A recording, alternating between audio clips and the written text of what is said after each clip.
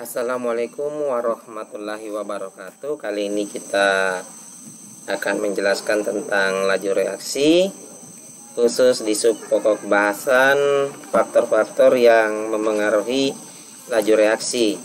Jadi ada beberapa faktor yang memengaruhi laju reaksi, tapi sebelum kita masuk ke laju reaksi, kita harus bicara tentang teori tumbukan.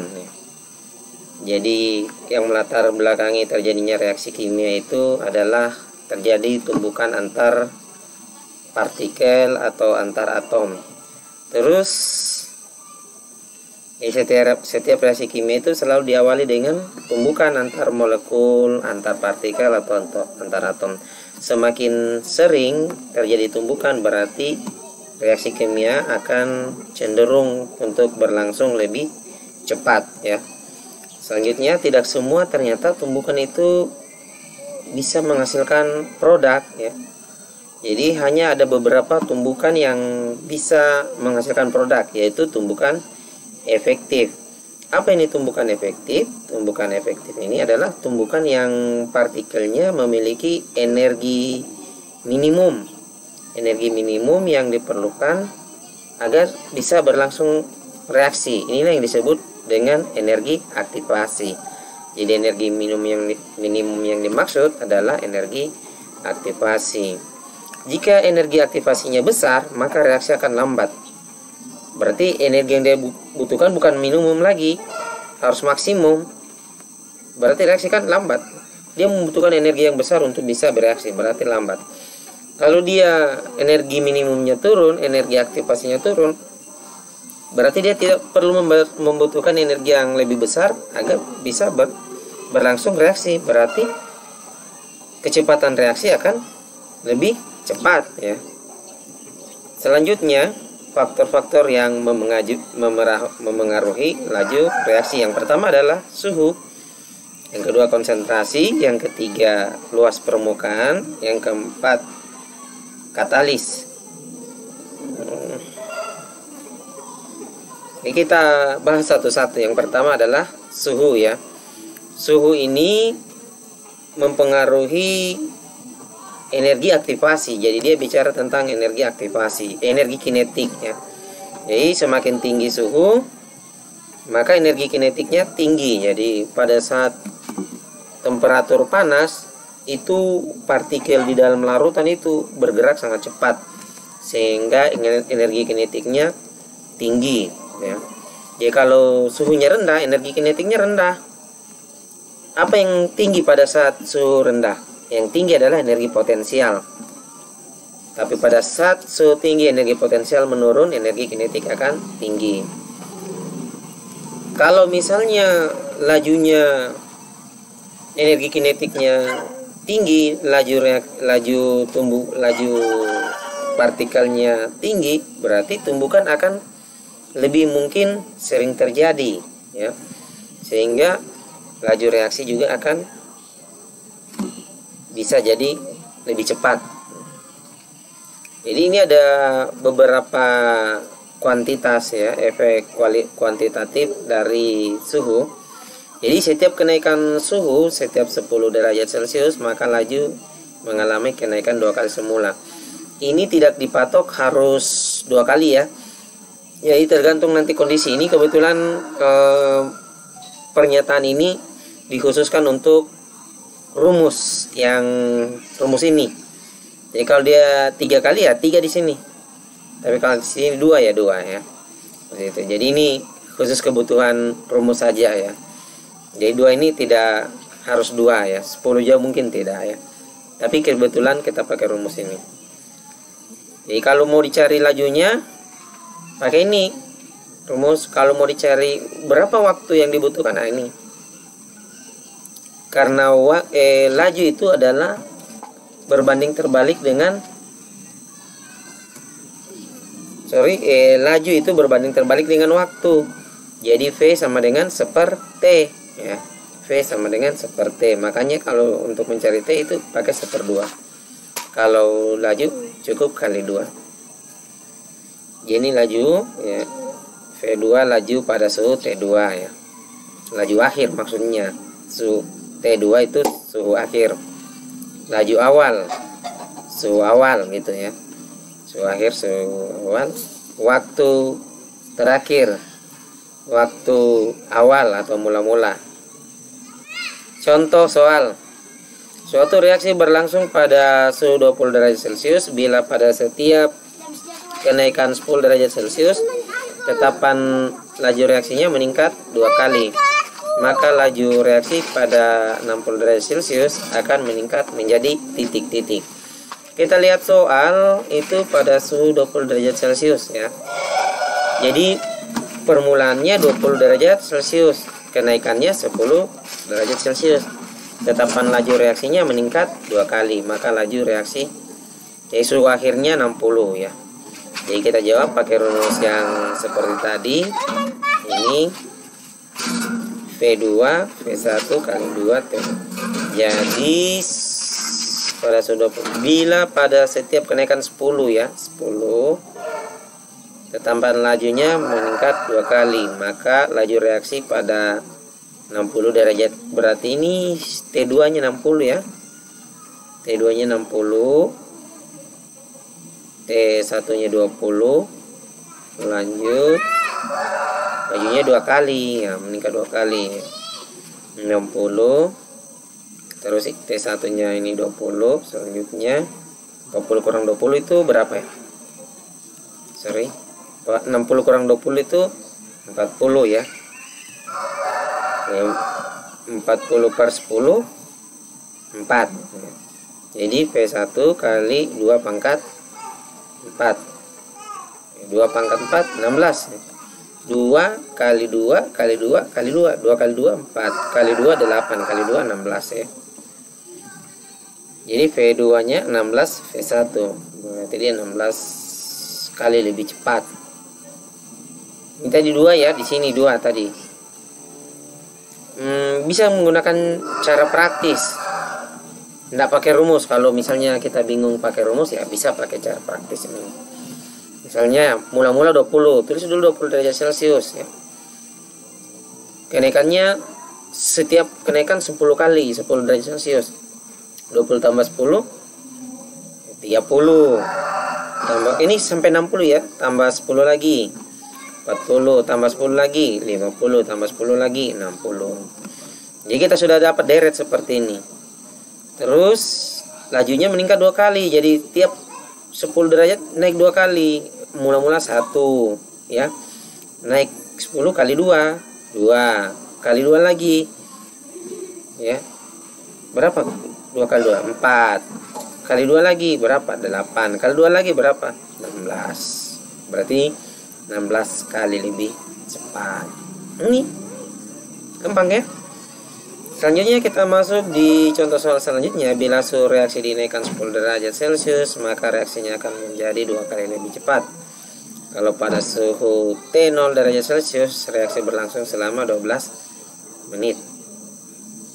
Maka pada suhu T tambah 30 derajat Celcius, reaksi akan berlangsung selama titik-titik. Bingung ya, karena ini T0 T derajat Celcius ini. Ini kan cuma simbol. Ibarat ini 0 ya 0. 0 tambah 30 ya 30, kan simpel aja. Kenaikannya kan 10. Kalau kita mulai dari 10 ya tidak masalah.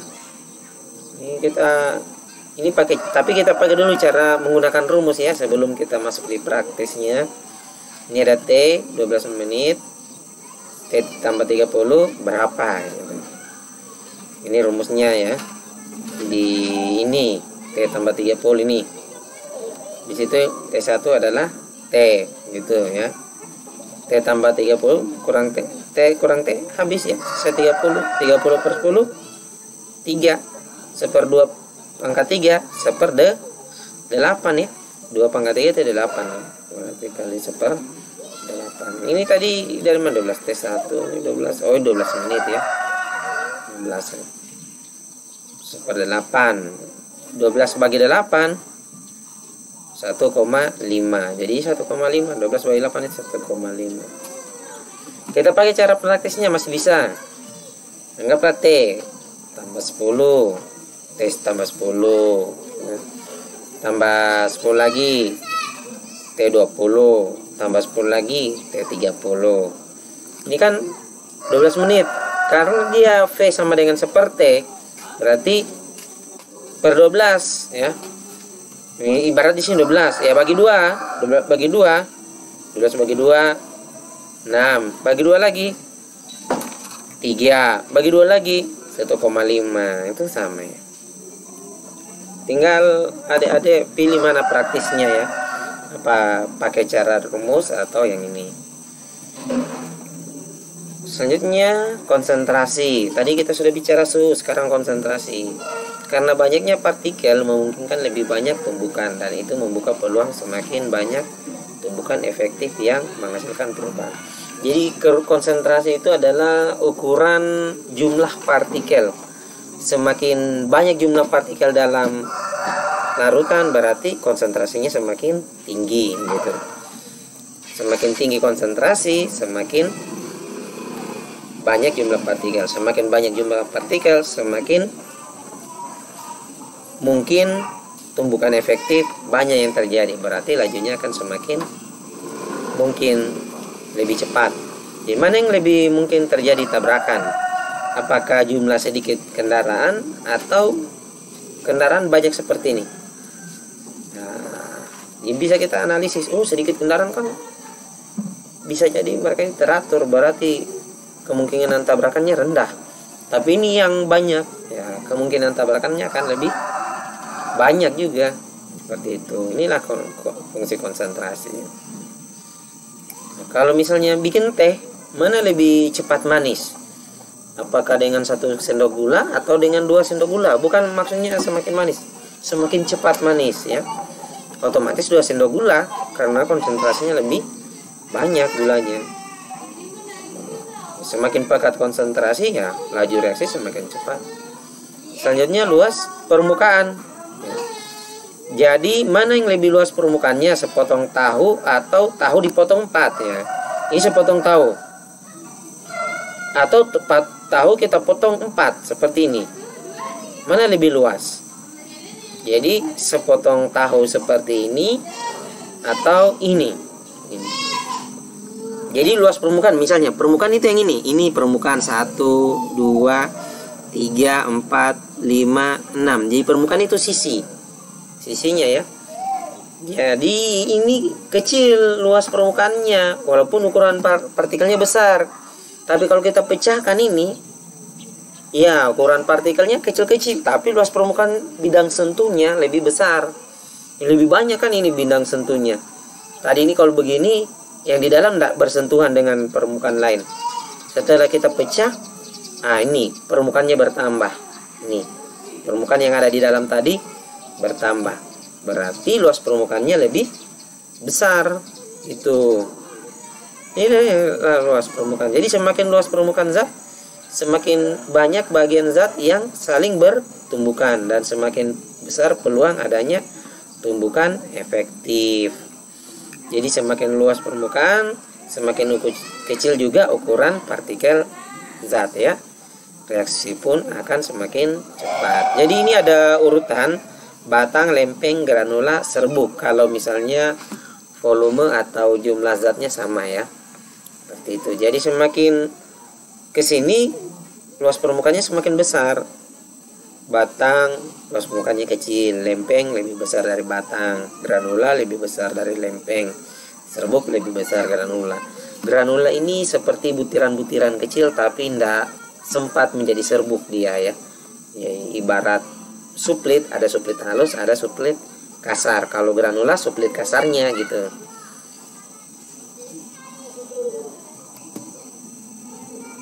Lanjut katalis. Katalis ini adalah zat yang dermawan. Jadi dia bisa mempercepat laju reaksi, itu katalis. Jadi katalis bisa mempercepat laju reaksi tapi tidak ikut menjadi produk. Nah, ini katalis. Jadi dia zat yang dermawan, dia hanya mempercepat tapi tidak punya kepentingan di dalam situ.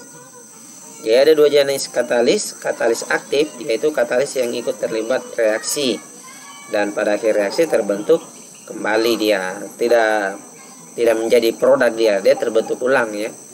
Ada katalis pasif, yaitu katalis yang tidak ikut bereaksi, hanya sebagai media reaksi saja. Ini dia ikut bereaksi tapi dia terbentuk kembali sebagai zat yang awal ya, seperti itu. Kita lihat lanjut. Katalis, apa fungsi katalis? Jadi kalau ini reaksi, katalis itu menurunkan energi aktivasi yang kita bicarakan tadi di awal tentang teori tumbukan. Jadi A tambah B ya, menghasilkan C tambah D, energi. Kalau kita plot diagram energi dengan reaksi, ini energi aktivasi tinggi ya, tinggi.